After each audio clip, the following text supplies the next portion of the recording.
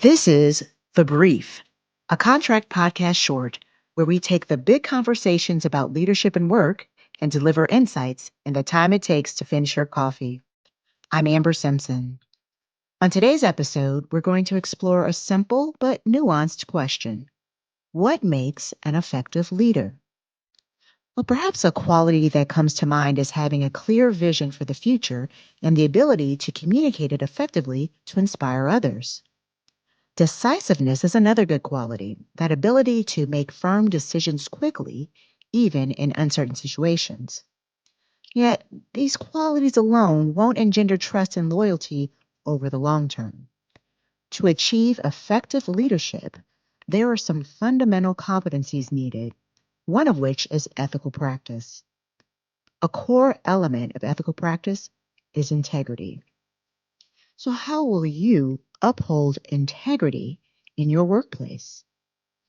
Well, if you're a leader of a team, a department, or even an organization, what steps do you take to ensure that the appropriate checks and balances are in place to not only monitor and ensure business objectives are met, but also that individual employees are provided with the appropriate support to deliver the right results?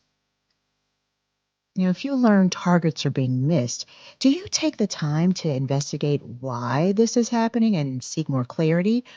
Or do you take the stance that if objectives are missed, consequences must be delivered wholesale?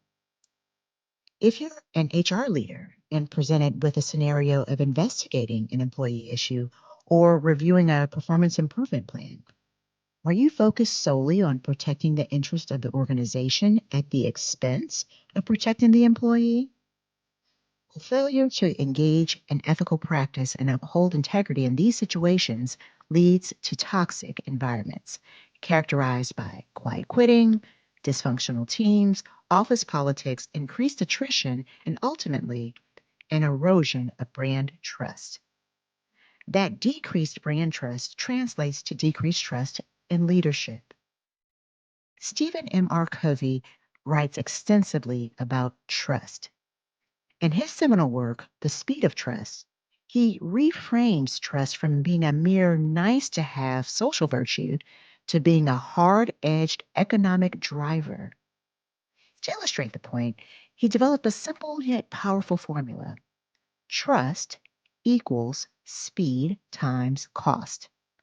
Now, when trust goes down, the speed of getting things done and meeting objectives goes down, and the cost of running the business goes up.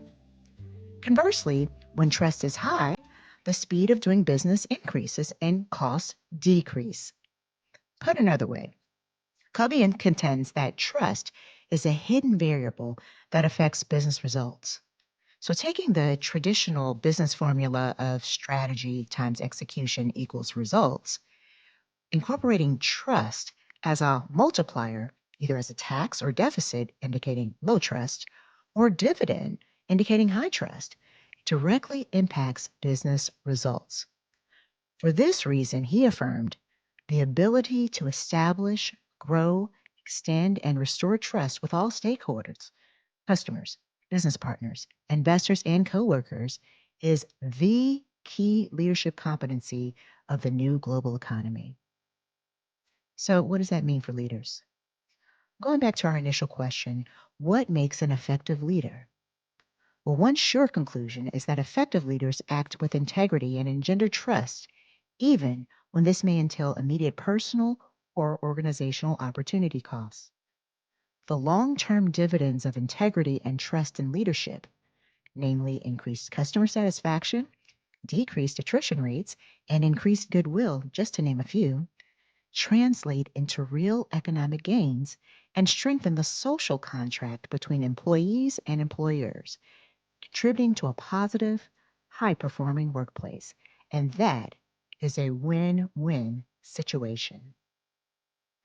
Tune in next time for another episode of The Brief as we continue to explore human resource competencies necessary to build and sustain effective organizations.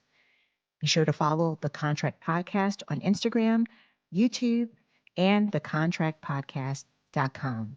Thanks for tuning in, and we'll catch you next time.